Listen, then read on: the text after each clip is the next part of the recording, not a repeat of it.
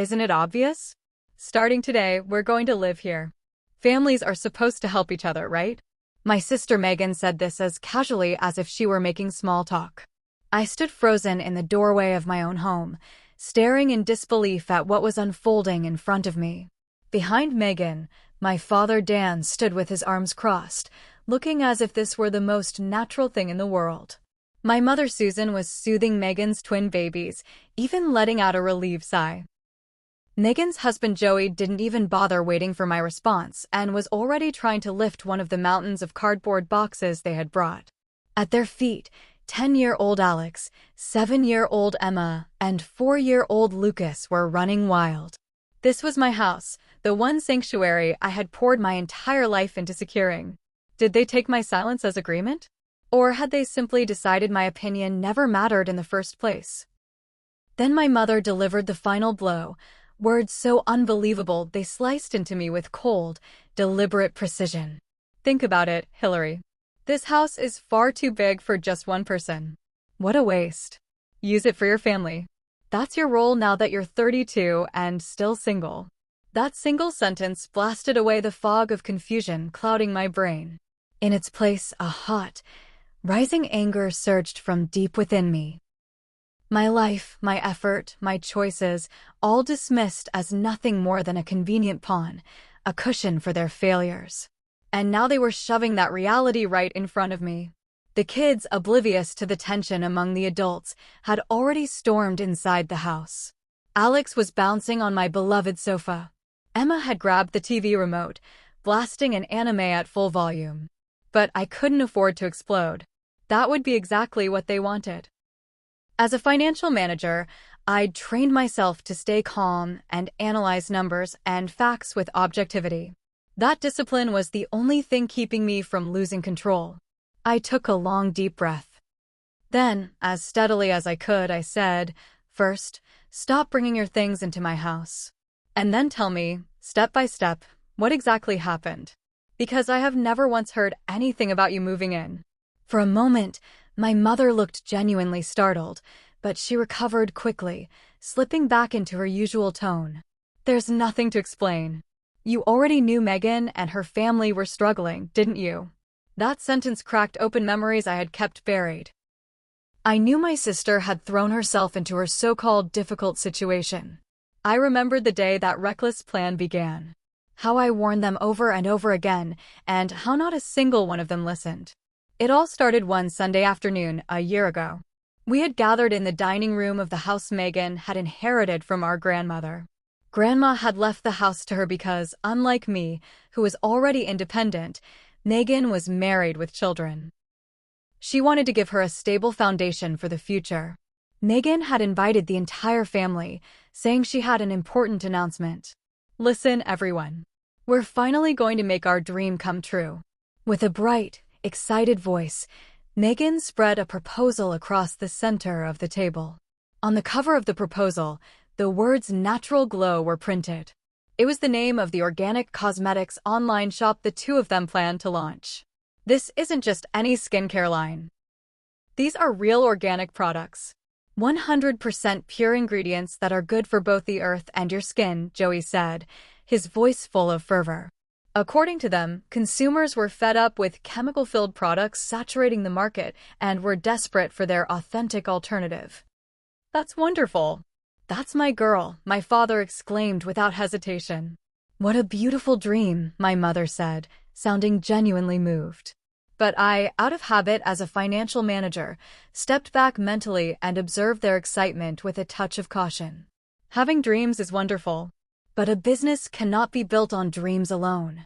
I quietly reached for the proposal, and after flipping just a few pages, I found the first and biggest red flag.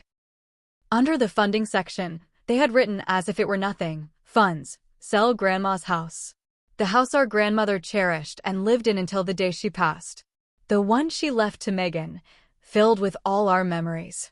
And they wanted to use it as the first stake in this wildly optimistic fantasy they called a business plan. A chill ran through me. Wait, Megan, you're not serious, right? You're going to sell the house? That house is something Grandma left you because she wanted it to be your foundation.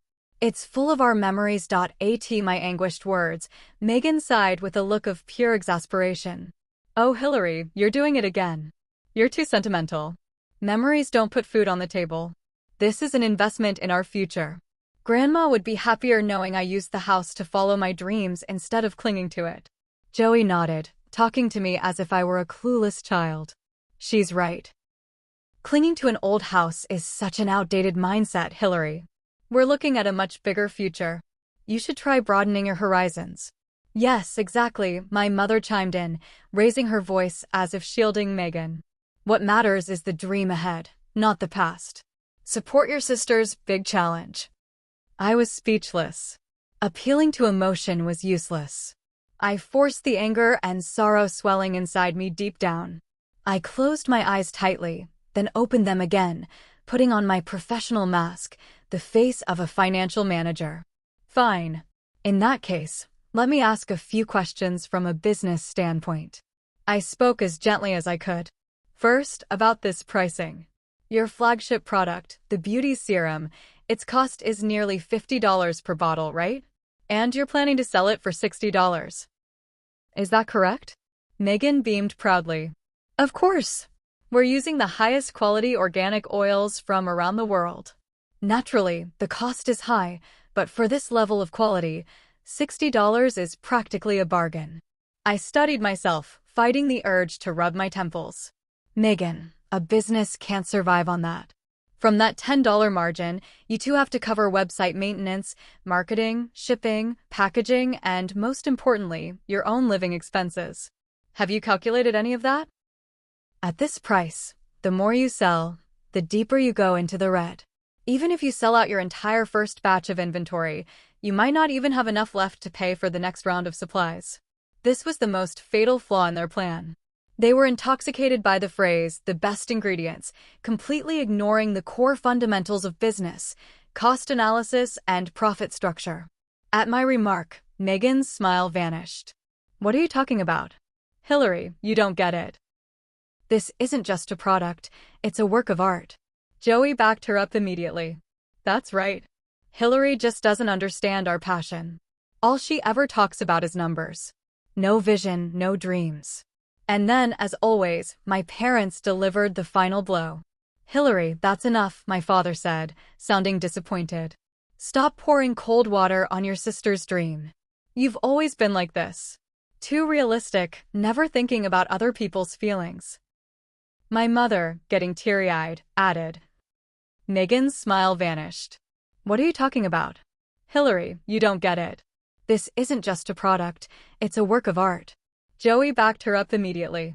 That's right. Hillary just doesn't understand our passion. All she ever talks about is numbers. No vision, no dreams. And then, as always, my parents delivered the final blow. Hillary, that's enough, my father said, sounding disappointed. Stop pouring cold water on your sister's dream. You've always been like this. Too realistic, never thinking about other people's feelings. My mother, getting teary-eyed, added, we want to support Megan's challenge with all our hearts. We're family, aren't we? So what if she fails? Families are supposed to lift each other up. At that point, I had no words left. It was painfully clear that they didn't want realistic advice, only irresponsible praise. They had sealed themselves inside a world built from pleasant fantasies, refusing to let any inconvenient truth reach them. It was obvious their grand vision was nothing more than a castle made of sand. And when that castle finally collapsed, I already knew exactly who they would run to for help. Sadly, that uneasy premonition became a harsh reality. Right here on my doorstep. Exactly 1 year later.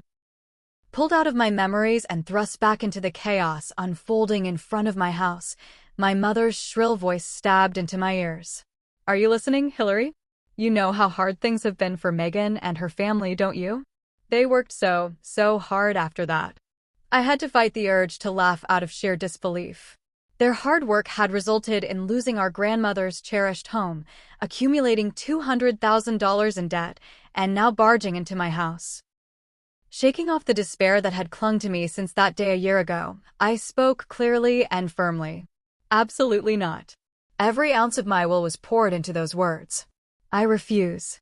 Megan and her family will not be living in my home. Not now. Not ever.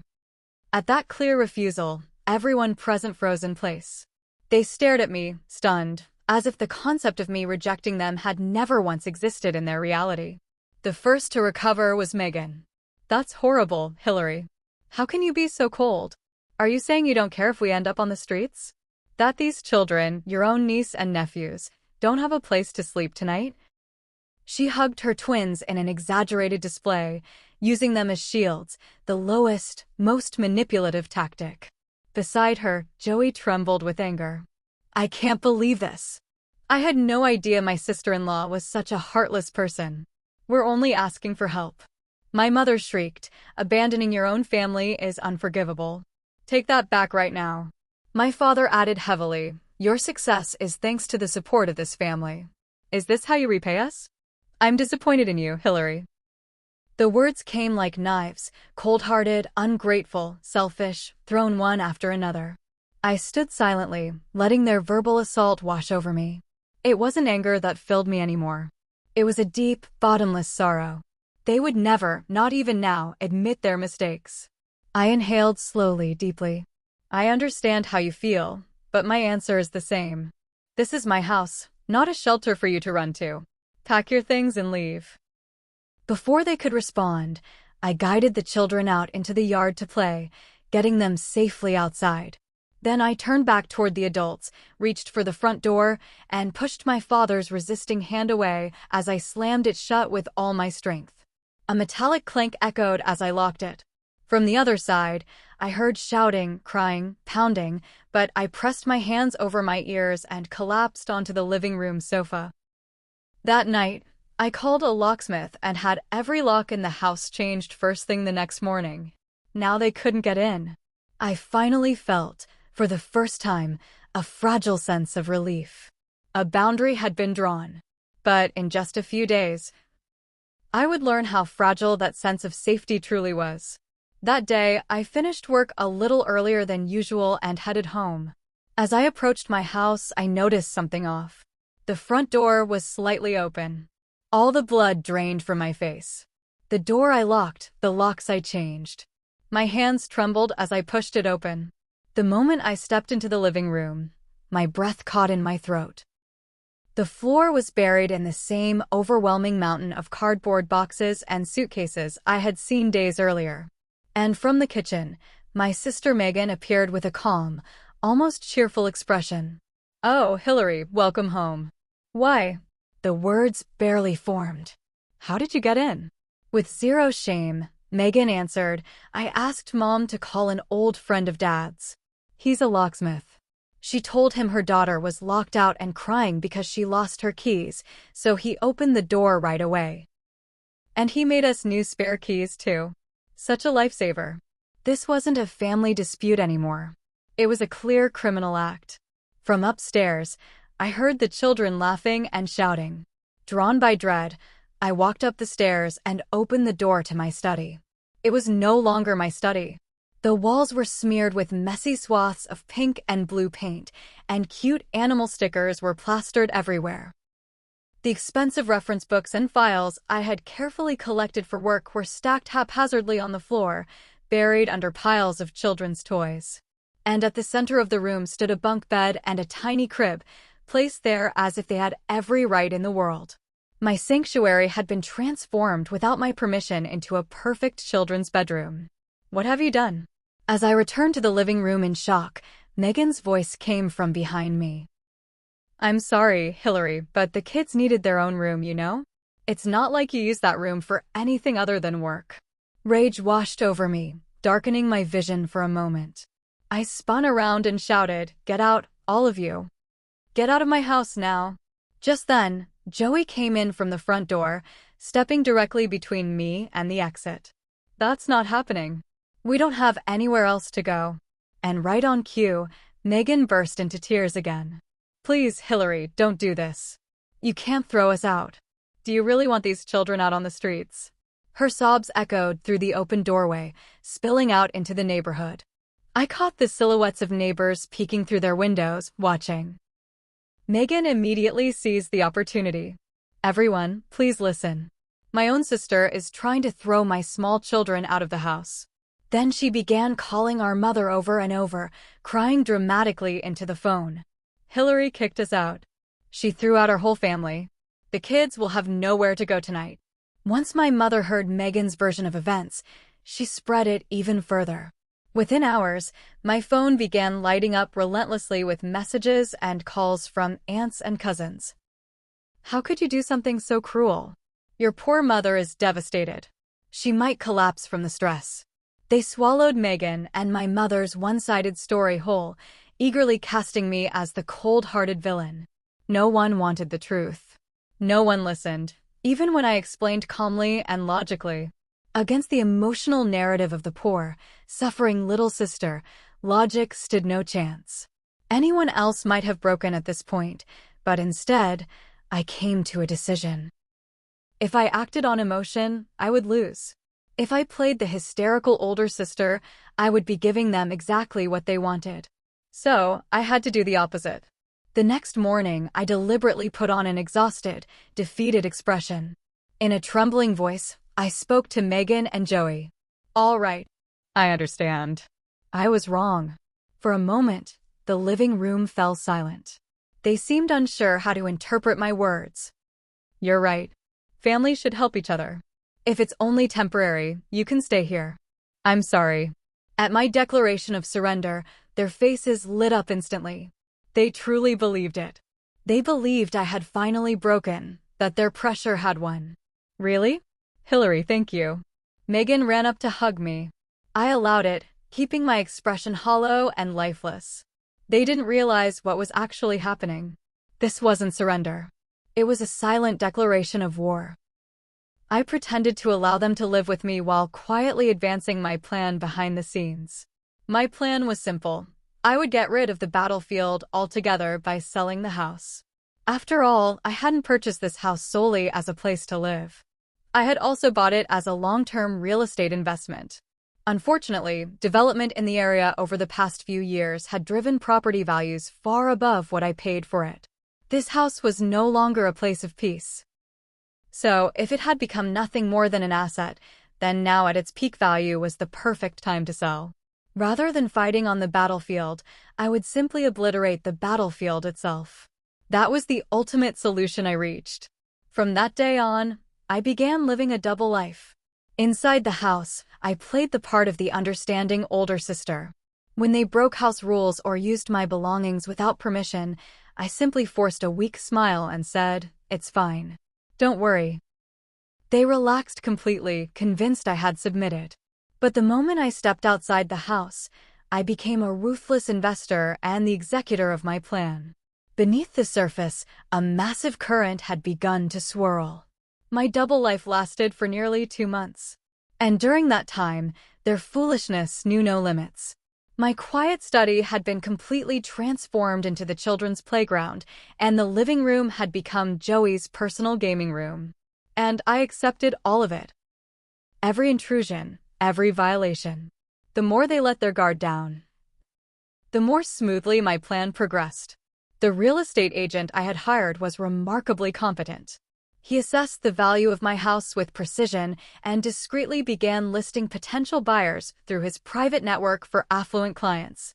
Showings were scheduled during the few hours I managed to lure Megan and her family out of the house by calling it a weekend picnic. Of course, they had no idea that those picnics were nothing more than a tactic to buy me time, a step toward deciding their fate. Then, on the afternoon of the 68th day since my plan began, my phone vibrated quietly. A short message from the agent. "We found a buyer. The offer exceeds your expected price. Shall we proceed with the contract?" I took a deep breath and replied with a short reply, "Yes, please." From that moment on, everything moved with astonishing speed. I signed the sales contract, the buyer wired the payment, and finally, the ownership of the house was legally transferred from me to the new owner. The house was no longer mine. And then came the day of reckoning. Friday, 5 p.m. When I returned home, everyone was already gathered in the living room. A few days earlier, I had informed my parents, "We need to talk about the future of the family. You must come to the house." They were convinced, absolutely certain, that I wanted to negotiate the terms for formally accepting Megan's family as permanent residents. My sister's family was as loud as ever, laughing at the TV. And my parents sat on the sofa with hopeful, expectant expressions. "Welcome home, Hillary," my mother said. At the exact moment I took off my coat, the doorbell rang. Joey sighed dramatically and dragged himself to the door. Standing outside was a sharp-eyed man in an expensive suit. It was Ben Irving, the attorney I had hired. "Good evening. I am Ben Irving, attorney for Ms. Hillary Anderson, Mr. Dan Anderson, Ms. Susan Anderson, Ms. Megan Watson, and Mr. Joey Watson. You are all present, I assume." At the emotionless tone of his voice, the laughter in the living room stopped instantly. My father stood up frowning and walked toward the entrance. "Hillary's lawyer? What is this about?" Irving remained completely unfazed by my father's intimidating posture. He opened his briefcase and took out a document. "I'll be direct. My client, Miss Hillary Anderson, sold this property 3 days ago to a Mr. Gale. The transfer of ownership was officially completed earlier today."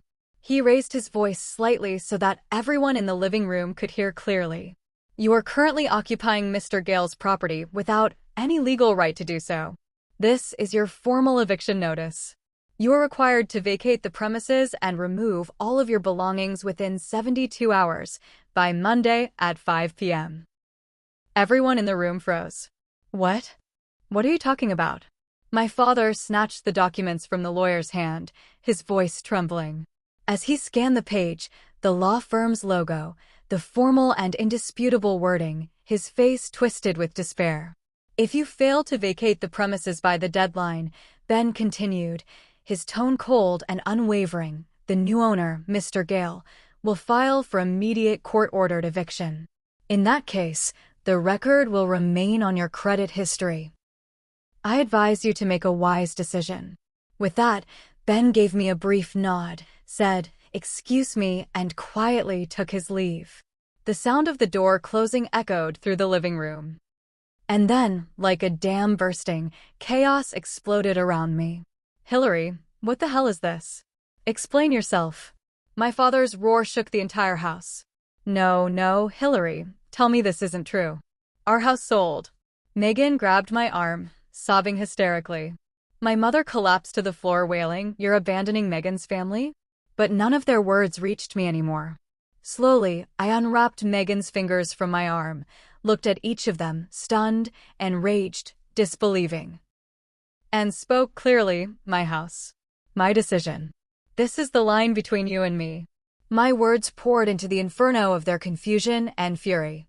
For a moment, a silence as if time had stopped dominated the living room. And the next instant, my father's furious roar, like nothing I had ever heard, shook the walls of the house. "Don't mess with me." He kicked the low table across the room. My mother slumped to the floor muttering, "What kind of daughter? She's a devil." Megan screamed, cursing me through her tears. "My kids will be homeless because of you." Joey punched the wall, shaking with rage. And yet, my heart was perfectly still. Their words no longer pierced anything inside me. I turned away from them, walked upstairs, and picked up the single suitcase I had packed in advance. Then, passing through the chaos around me, I quietly opened the front door and stepped outside without looking back even once. That house was no longer mine. I walked straight to the hotel I had booked and turned off my phone. For the next 72 hours, I spoke to no one. I slept. I read. And I thought about the life I would build from here on. No matter how much they screamed, cursed, or begged, it no longer mattered. They were no longer negotiating with me. Monday, a little after 5 p.m., a short message from Ben confirmed everything. Eviction confirmed as of 1700 hours today. I later learned what happened. They had barricaded themselves in the house until early Monday afternoon, doing absolutely nothing. Probably clinging to the delusion that I would come crawling back out of guilt, or that this entire situation was some twisted joke. But when Ben returned at 4 p.m., with 2 police officers, they finally realized it was over. They packed in hysterics, shoved the screaming children into their minivan, and fled the house at the very last minute. A few days later, I asked Ben to file for a restraining order in family court. It was the final and most necessary boundary to protect my workplace and my new residence. Given everything that had happened, the court approved it quickly. About a month after the incident, I received a phone call from my aunt. The same aunt who had once called me heartless. To my surprise, her voice carried an apology. She explained that Megan's family, with nowhere else to go, had moved into my parents' tiny old house. With no privacy, financial strain, and constant bickering, the household had become a battlefield. Megan and my mother complained nonstop, made endless demands, and exhausted everyone around them. And soon, people began to notice the contradictions in their story. At last, the truth surfaced. They finally understood the reality I had endured, and that my decision had been the last necessary act of self-preservation. After that call, apologies began to trickle in from other relatives as well. I accepted their words quietly and answered only, "It's over now." I didn't feel anger nor forgiveness, just closure. It was enough that the truth had finally returned to where it belonged. Now, I live in a bright, sunlit apartment high above the city. The profit from selling the house far exceeded what I'd expected. A testament to my years of hard work and to the painful but correct choices I made during that nightmare. I lost my family, but what I truly lost was the chain of blood that had tried to bind me. The people who sought to exploit my life for their own comfort. And in their place, I gained something far more valuable. Control over my own life and a peace of mind no one can take away from me.